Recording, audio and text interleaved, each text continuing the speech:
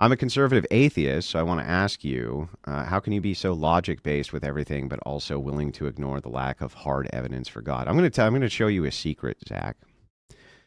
And you'll see me employ this soon, right? But I'll just go ahead and tell you now. The atheists are the laziest debaters on planet Earth. And here's why. So, Zach, the thing is that when you say hard evidence, right, I'm a big fan of science and the scientific method especially. The methodology is as good as its controls are. It can give us a lot of great material answers to things. Can't give us any philosophical answers or what we do with that information. That would come from a product of the mind. But the thing is with all atheists, you just have to ask them one question. What evidence would suffice for you? What would it be? What evidence could I provide for you that you would accept as, okay, now this is true? And they can never answer this question. Do you know why, Zach? It's the methodology for their debate style is you need to convince me with an ever-growing expectation for evidences, which you would not employ for anything else at all. Most of the things you think you know, Zach, for instance, most of the things most people think they know are not true. Even if they're based on evidence, they're actually not true. Most sociological things you think you know are not true. Most psychological things you think you know are not true. Almost everything in the humanities is not true. Going over to applied science, much of that also it isn't true. But you consider that to be hard evidence. And so you say, well, this theory is good enough until it's replaced with something else.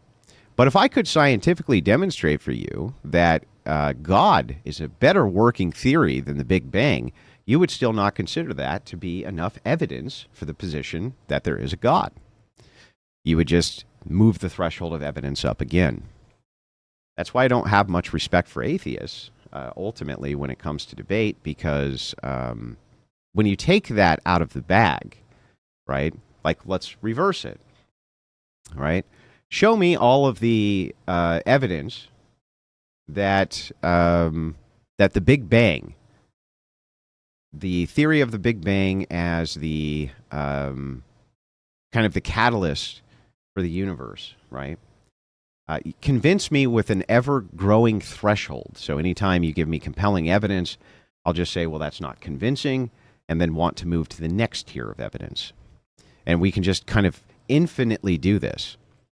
Now, you might be thinking to yourself right now, Zach, in fact, I guarantee you are, I wouldn't do that. Yes, you would.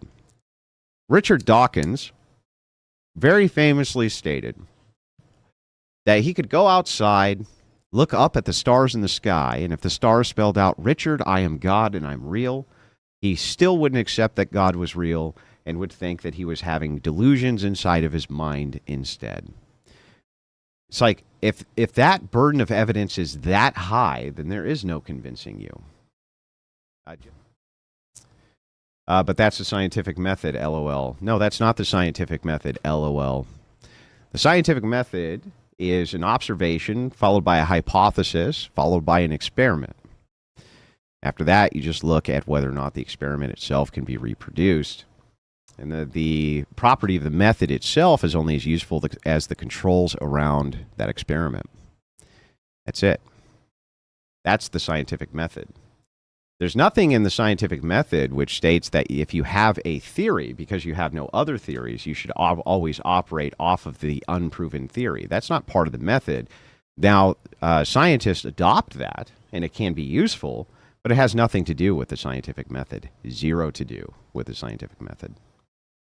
Actually takes more faith to be an atheist. Well, it's the idea of the burden of proof just consistently, no matter what you provide, will always go up.